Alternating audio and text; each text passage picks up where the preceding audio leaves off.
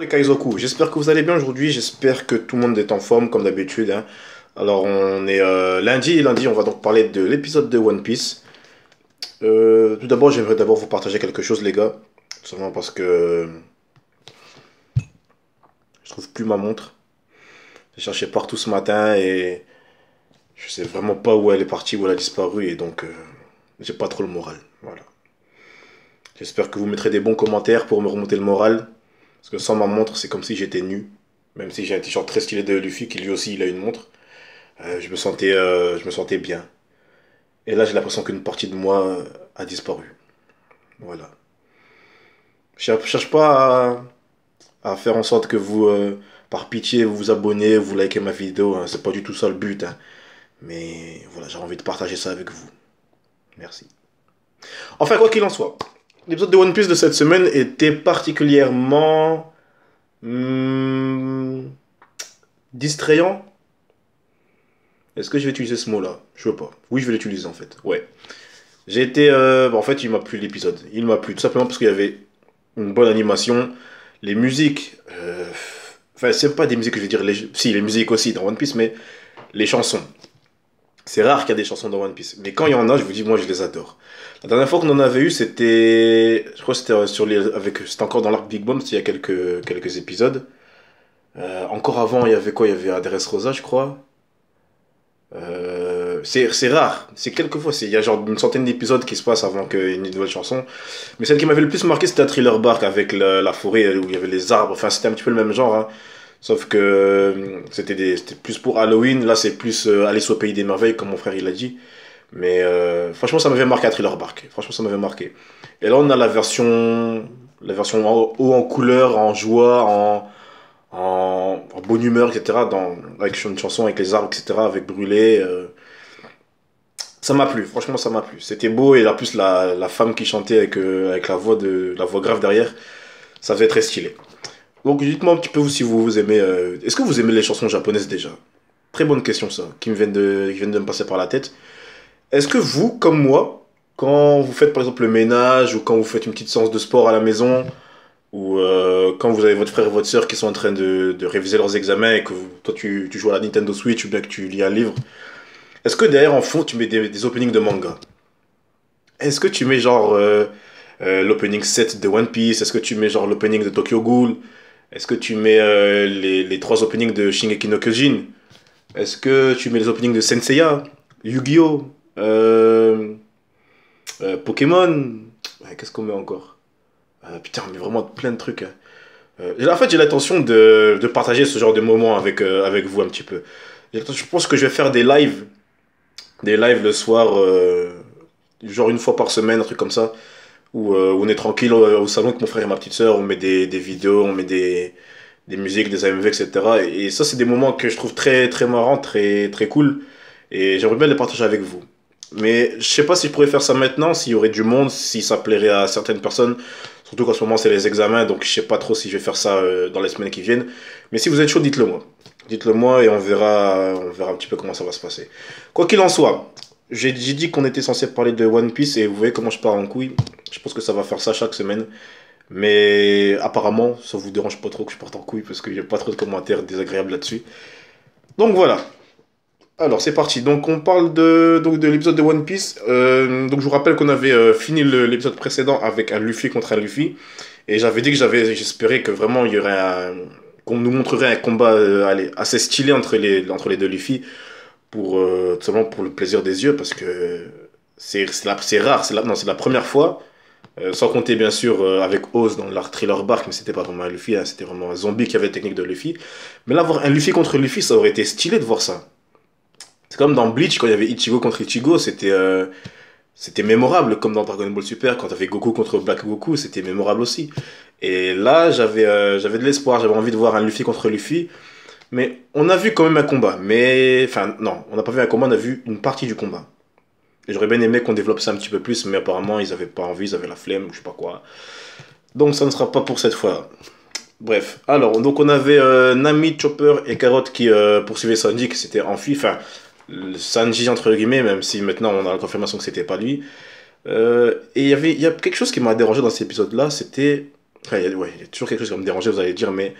Enfin, ça va pas vraiment déranger, c'est juste que je me suis dit, damn, man, what you doing? C'est quand, en fait, quand ils arrivent vers la grosse tête du géant, là, ils ont freiné, mais c'est comme s'ils avaient des rollers. Ils ont freiné comme s'il y avait des rollers, ils ont, genre sur 15 mètres. 15 mètres, yo! Je me suis dit, oh, j'avais l'impression de voir Coyote dans le truc là avec Roadrunner, là, je sais plus comment ça s'appelle ce dessin animé, là, Looney Tunes. Vous savez, le sort d'animal là, avec la fourrure qui courait après l'autre animal à plume.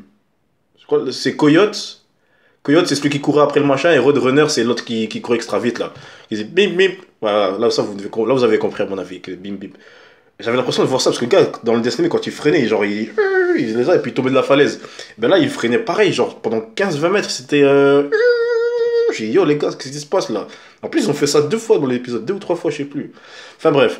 Donc, ils ont freiné jusqu'à arriver devant la tête d'un géant avec des cheveux roses et un petit peu mongol. Et enfin, le gars, il avait l'esprit extra lent, on aurait dit bah ouais, genre le gars, un arriéré quoi. C'était bizarre. C'était bizarre, genre. Chopper, il lui posait des questions et il disait hein, quoi, mon corps hein? C'est. Mec, t'as envie de lui mettre des baffes, limite, tu veux le gifler.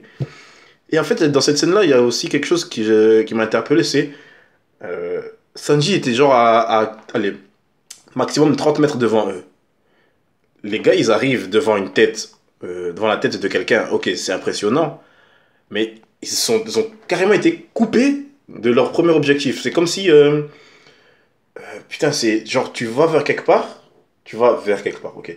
Donc tu vas, je sais pas, tu as envie de prendre, par exemple, j'ai ma tasse de thé ici, d'ailleurs qui est cassée, hein, merci à ma petite sœur. Genre, j'ai ma tasse qui est là, j'ai envie de la prendre, mais juste à côté, je vais voir un tome de Death Note, et ben je vais oublier que je devais boire. Et je vais commencer à lire Death Note tout simplement, et je vais laisser ma tasse là. Death Note tome 2. Pour ceux qui connaissent pas, Death Note, meilleur manga, enfin un des meilleurs mangas que je kiffe. Ouais, je me suis dit, enfin, c'est quand même un objectif important de rattraper Sanji pour demander, et puis, yo, pourquoi tu cours, mec? On est avec toi normalement. Et là, non, ils arrivent et puis ils ont perdu genre 2-3 minutes à parler avec un gars qu'ils connaissent pas. Et Chopper qui, ok, il s'inquiète parce qu'il est médecin et il a le cœur sur la main et dès qu'il voit quelqu'un en danger, ben, il a envie de l'aider. Mais Carotte et Nami, ils auraient dû le ramener à l'ordre, quoi. Genre, Chopper, putain, on n'a pas le temps, vas-y, il faut rattraper Sanji, quoi. Et là, non, ils ont parlé pendant 2-3 minutes. Et ensuite, Nami, elle a dit, venez, le fille a dit qu'on devait rattraper Sanji. Mais Sanji, maintenant, c'est mort, tu pourras plus le rattraper, hein. Surtout le mec qui est censé avoir des jambes extra performantes, il doit courir extra vite, donc tu perds 2 minutes. 2 minutes de course, c'est énorme. Énorme, encore plus énorme dans un manga, hein. Parce que courir 2 minutes d'un endroit à un autre, vous savez là combien de mètres vous pourrez mettre? Combien de mètres vous pourrez faire plutôt, on va dire? Et là, dans un manga où le gars, il peut même sauter dans le ciel, etc. C'est... C'est pas que ça m'a fait chier. Mais ça m'a fait, bon les gars, allez, oh, un peu chez vous quoi, hein. Enfin bon, donc après avoir discuté avec ce gars inutilement, bah, ils auront continué à courir. Et il y a un lapin qui pète la classe. Enfin, pas qu'il pète la classe, je peux dire, je vais pas exagérer. Quelqu'un qui pète la classe, c'est Zoro. Zoro, il pète la classe. Mais lui, je l'ai trouvé stylé. Il n'a pas parlé, il a juste fait un petit sourire vite fait un moment et je l'aime bien. Juste, je l'aime bien. Bah, bref, ce lapin-là, en fait, il a tenté de couper Nami, Chopper et Carotte. Et Carotte, si elle n'avait pas été là, si elle les avait pas prévenus, je pense qu'ils se seraient fait trancher tous les deux. Mais elle a elle a, elle a le niveau qui peut permettre de voir les mouvements de cet adversaire-là. Donc, elle n'a pas un niveau à négliger. Donc, je peux dire que, on peut dire avec certitude, même si c'était déjà, même si on s'en doutait déjà, elle a des capacités physiques supérieures à celles de Chopper. Et Nami. Nami, c'était évident, mais supérieure à celle de Chopper. Pourquoi je dis ça? Tout simplement parce que j'ai envie de... non, je vais pas dire ça maintenant. Je vais pas dire ça maintenant. Je vais juste vous dire que la Carotte, elle vient de sauver la vie de Nami et Chopper. Voilà. Donc, après avoir esquivé leur coup, on voit le petit lapin qui se retourne et puis qui leur fait un sourire du genre je sais que vous êtes tombé dans mon piège, nanana, le sourire du méchant qui prépare quelque chose, quoi. Vous l'avez tous déjà vu. Et juste après, on a la scène, alors finalement, la scène où les arbres, les buissons, les fleurs, c'est tout, je crois, ils se mettent à chanter. Et putain, ça me met dans l'ambiance. C'était. J'ai regardé 3 fois la scène. Rien que pour vous dire, j'ai regardé 3 fois la scène où ils chantent. J'adore entendre des voix comme ça, graves, aiguës. En plus, c'est en japonais. C'est en japonais, donc c'était magnifique. Franchement, j'ai kiffé. Et il disait, ouais, les Mugiwara, est-ce qu'ils ont découvert notre secret? Non, ils l'ont pas découvert. Brûlé-sama s'amuse avec eux. Nanani, nanana. Enfin, il disait des trucs comme ça. Et donc, à partir de ce moment-là, ils ont fait demi-tour parce que Nami a ouvert les yeux et elle s'est dit, putain, mais en fait, c'est pas Sanji le gars là. Si c'était vraiment Sanji, ben, il aurait pas fui devant nous. Enfin, il serait resté, il nous aurait accueilli, il nous aurait dit, ouais, qu'est-ce que vous faites là, nanana. Mais le gars n'a rien fait. Et c'est bien, enfin, il était temps qu'il pense ça, surtout quand tu vois qu'il y avait un clone de Luffy dans les 50 mètres plus tôt, 50 mètres plus quoi? Plus tôt? Enfin, 50 mètres en arrière, quoi. Et là, tu vois un autre Sanji, tu vois qu'il fuit. Déjà, le gars, il a une sucette, ce qui n'est pas dans les habitudes de Sanji. Ça me remet la puce à l'oreille. Je me suis dit, ouais, il y a Anguille sous roche, là, j'ai envie de dire même. Il y a Anguille sous roche. Il y a même une roche sous une roche, peut-être même. Et donc, du coup, ils font demi-tour et ils sont repoursuivis par le lapin cette fois. Et là, Carotte, ce qu'elle fait, c'est stylé. J'ai envie de dire qu'elle permet à Nami et à Chopper de prendre de l'avance. Elle stoppe le lapin et sa monture avec son pouvoir électro, là, qu'elle appelle ça. Donc, et d'ailleurs, elle dit même que le gars, là, ce lapin, c'était pas un Minx ou un Mink, parce que le gars, il a pas la capacité de la foudre, là, parce que chaque Mink sur Zunisha a cette capacité-là. Et je pense que c'est une capacité propre à tous les Mink, donc si tu l'as pas, bah, t'es pas un Mink. Et donc elle le fait pour prouver que le gars ce n'est pas un Mink, elle blesse sa monture, et le gars il l'abandonne pas, il lance sa lance, et là ils avaient Nami et Chopper, s'ils avaient continué à courir, ils ont continué à courir, et ce que je trouve bizarre c'est que Carotte les a rattrapés genre en 5-5 quoi. Les a rattrapés en 5-5, ils ont esquivé la lance du gars, et le gars il est resté là-bas derrière. Et je lui dis, Carotte, si tu cours assez vite pour rattraper Nami et Chopper, pourquoi tu traces pas encore plus rapidement? Enfin, je sais pas, c'est des petits détails comme ça, en fait, tu les remarques quand tu regardes plusieurs fois l'épisode. Parce que du coup, ouais, je l'ai regardé 3 fois, moi. Euh, c'est des détails, tu te dis, mais comment ça se fait que tu peux les rattraper? Si tu cours si vite, continue. C'est comme si tu fais un footing avec quelqu'un, tu tapes un sprint, tu fais un tour, etc. Tu le rattrapes, quoi. Et quand tu arrives à côté de lui, ben, tu restes à son niveau.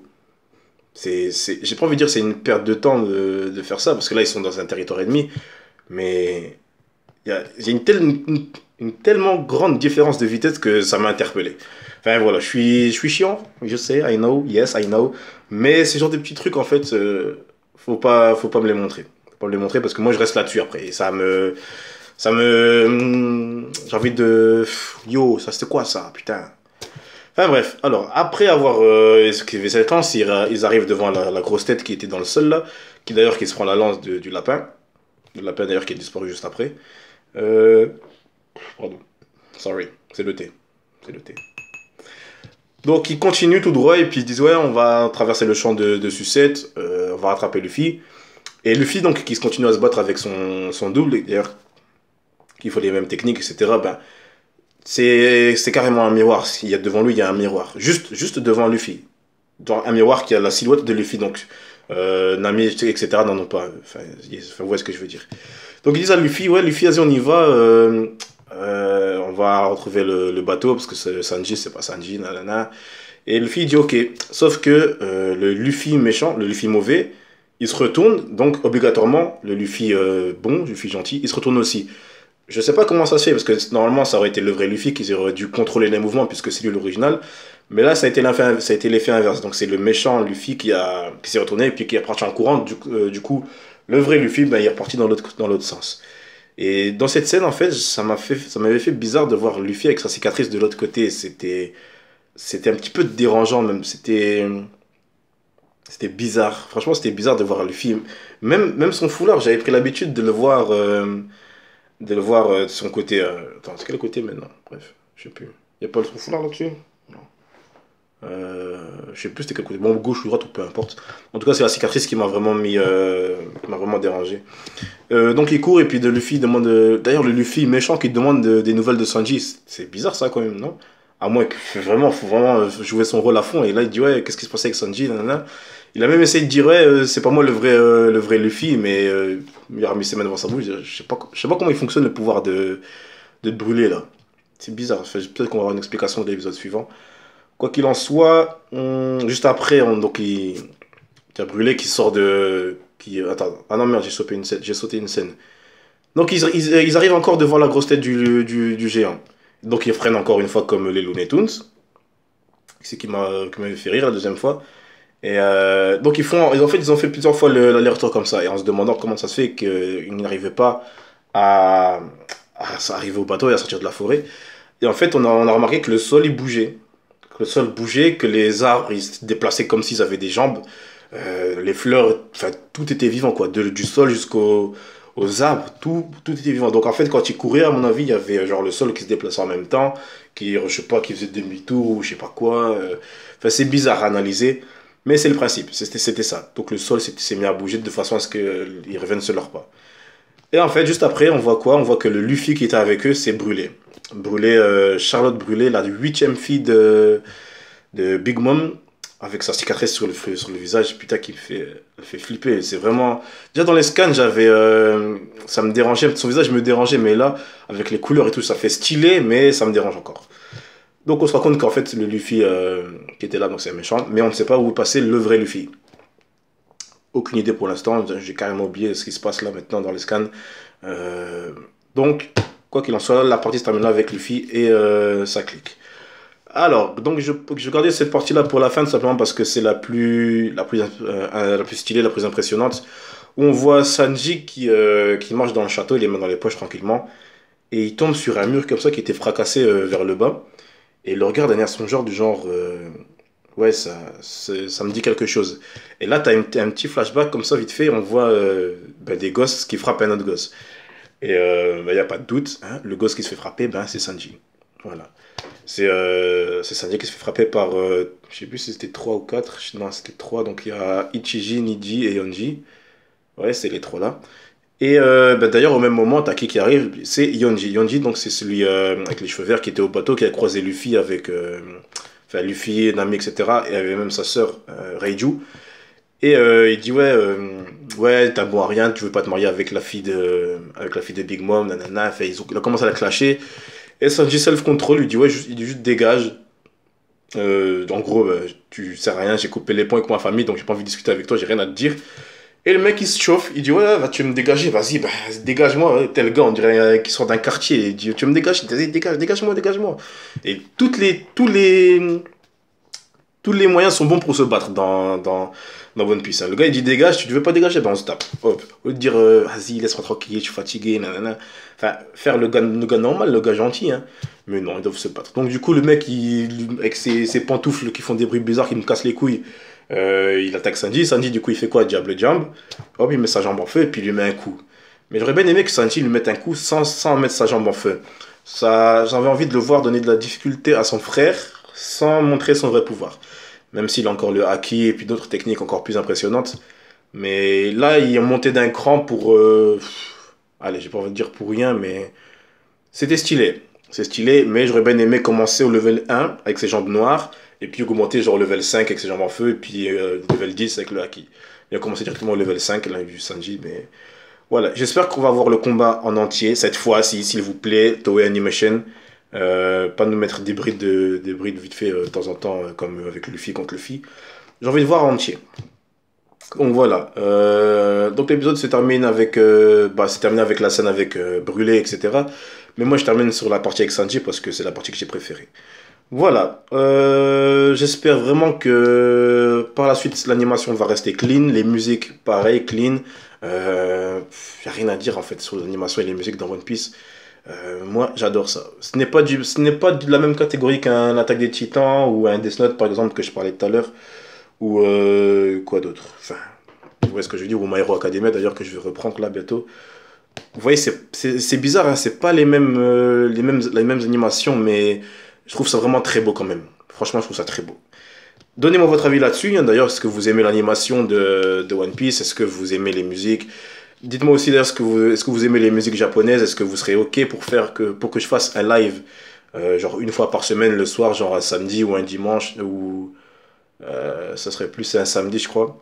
Ou enfin, on verra, hein. Plus un vendredi même, on verra. Quoi qu'il en soit, on verra. Si vous êtes chaud pour que je fasse un live de temps en temps, histoire de discuter un petit peu entre nous, en dehors de mes vidéos ou en dehors de Facebook de temps en temps, ou même sur Snap. Si vraiment vous voulez qu'on fasse connaissance, quoi, vous le dites, on met la musique, on va inviter des gens, etc. On verra comment ça se passe. Donc voilà, n'hésitez pas à liker la vidéo, à me suivre sur les réseaux sociaux, à vous abonner si ce n'est pas encore fait. Et moi, je vous dis à la prochaine pour de nouvelles aventures One Piece. Ciao. Et il tue ou pas? Il tue ou pas?